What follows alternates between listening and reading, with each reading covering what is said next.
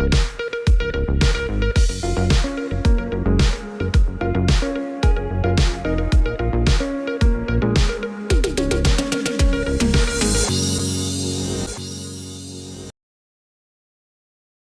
News കാലാവസ്ഥാ വാർത്തയിലേക്ക് സ്വാഗതം.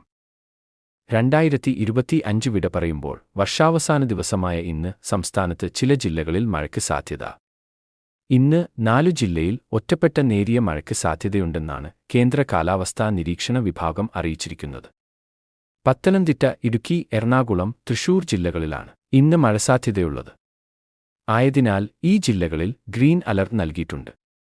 അതേസമയം പുതുവത്സര ദിനമായ നാളെ കൂടുതൽ ജില്ലകളിൽ മഴ സാധ്യത കേന്ദ്ര കാലാവസ്ഥാ നിരീക്ഷണ വിഭാഗം പ്രവചിക്കുന്നുണ്ട്.